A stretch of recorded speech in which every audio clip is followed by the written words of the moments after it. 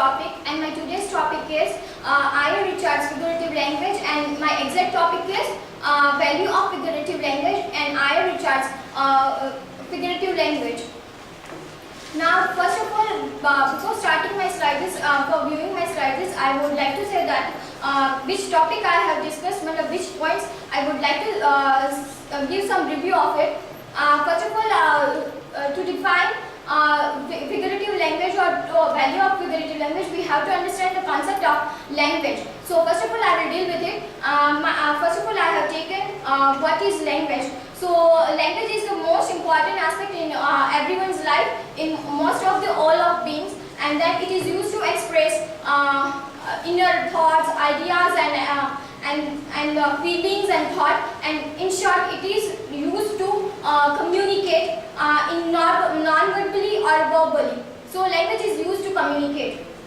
And then I would like to ask you some questions. That can anyone tell me about 7 wonders of the world?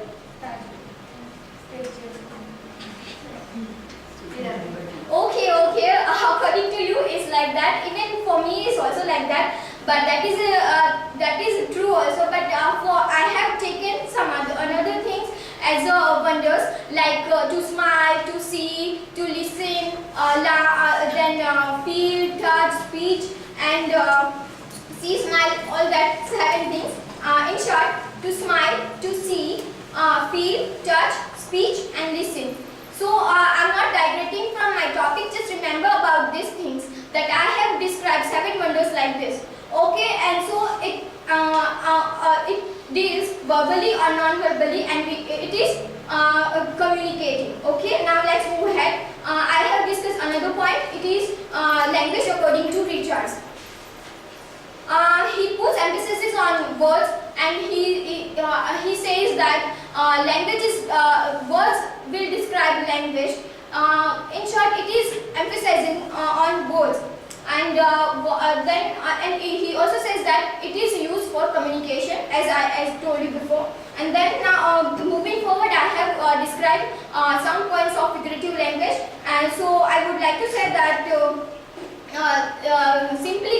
simplifying the definition, we all will understand that metaphors, similes, and then symbolism, and all that things, 5 main things. In short, symbolism, then simile, metaphor, personification, and hyperbole. These are the main 5 techniques which he will discuss in this essay and about figurative language. And then he also says that he has divided into two classes, that figures of thought and figures of speech, which I have mentioned. And later on I'm dealing with value of figurative language, which is my exact topic. In day-to-day life, we all are using figurative language, and I have given 2 poems. One is Health, a ringing health, and the second is Fair Fox of Boston. And to describe it very well, I have given one video also. So let's start with this first slide. What is language, which I have already told. Due to some time problem, I would not discuss all the slides. I will just deal with only main topics, points. Language is most important aspect in all beings. As I told you, verbal, non-verbally, we all are communicating. That was the image of I.R. Richards, because here my topic is language according to Richards. According to him, poet writes, communicate, and language is the means of the communication. Language is made of words, as I told you that he emphasizes on words. And hence, a study of words all important if we all are understand the meaning of work of art. Even I would like to say that a painting, it also can speak. So it has a communication, it has a language. So, and then later on, I have discussed about some information about figurative language. Figurative language is inclusive term for words that are used in ways that depart conspicuously from their literal applications, so as to achieve special meanings or effects. Figurative language is used most often in poetry, but it is essential to all literary genres as verse or prose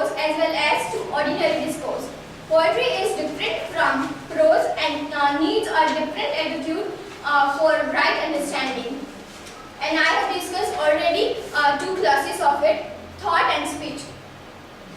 Value of figurative language. Poet use of figurative language and this use of poetic figures poses a number of difficult and interesting problems. A proper understanding of poetry can be possible only when the demand for accuracy and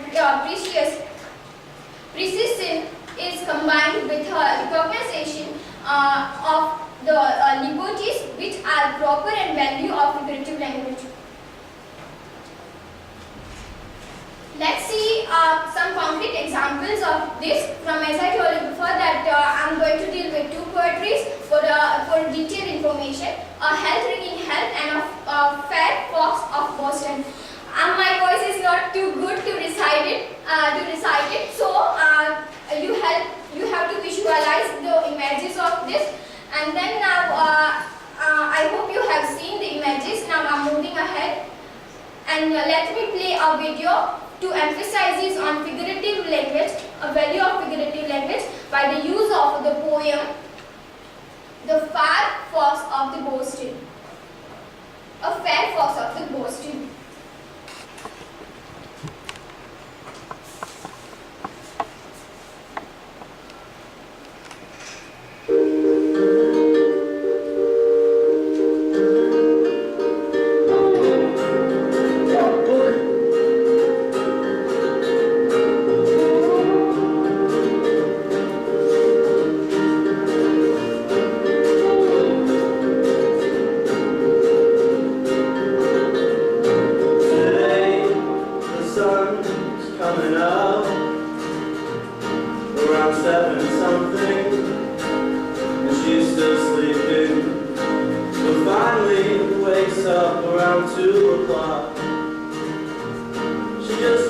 Whether you like it or not, you probably use figurative language in your everyday speech. Talking to friends, describing something to a teacher, or ordering at a burger joint, it is inevitable. And to define it is easy. Take the word figurative. It means representing by means of a figure or likeness. Then take language. And I think you know what language means. It's our means to communicate, to talk, any means necessary. Figurative language is using words to draw upon representative meaning, creating a likeness or image. This language is meant to be taken figuratively, not literally or word for word. The 5 most common use, he faucet. It is like a pouring shower, and her ship begins to weigh down. She is sinking, but the wind carries her tears away. The breeze is cool and relaxing, and the fair fox is happy. The boat is now fully afloat, and her grief gown gone. Oh my. Honestly, this poem is better than any Robert Frost poem I have ever read, and you better think so yourself. I mean, seriously, right? Yeah. Anyway, let's first explore hyperbole. Hyperbole, in a concise definition, is simply an exaggerated statement. In poetry, like all the uses of figurative language, it is used to invoke an emotion and image. Now, in The Fair Fox of Boston, the use of repetition of, oh my, the statements, hours and hours, and weeping over grief are all exaggerations of our fair fox's emotion. The hyperbole creates an overly grievous emphasis on the sadness and shows the reader the extent to which it has become.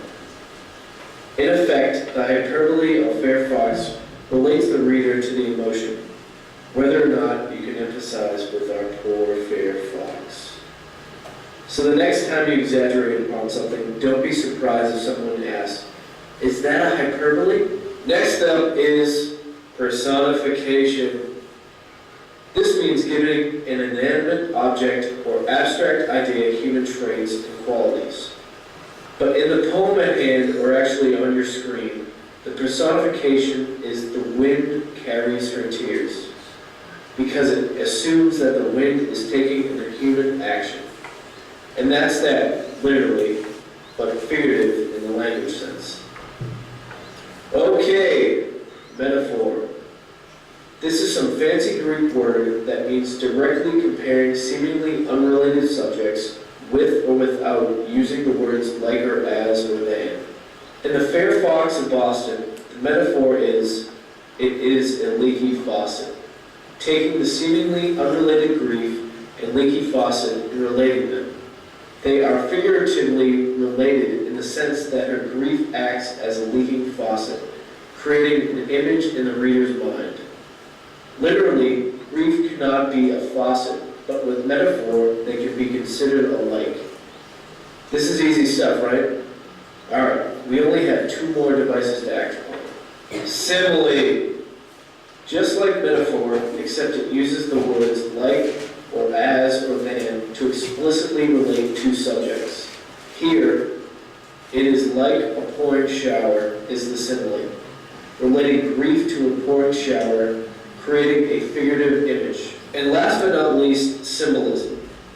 Symbolism is using a representative figure to carry additional meaning.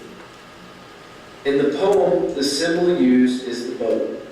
Like the fox's grief, it sinks and floats as a representation of her grief. Essentially, the boat is her grief because they act together accordingly. This is a simple example, but symbolism can be complicated, intense, and sometimes too complicated. For the basics, this example will simply work. Well, for now, that's the gist of figurative language and the 5 main uses. Hopefully you remember the fox, the examples, and not to be too scared when someone throws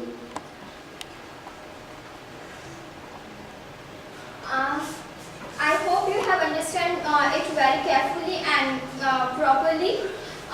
It shows that this poem, Fair Fox of Boston, it contains figurative language, and throughout the poem, the basic techniques of figurative language which are used in the poem are hyperbole, personification, metaphor, simile, and symbolism, and other more. And then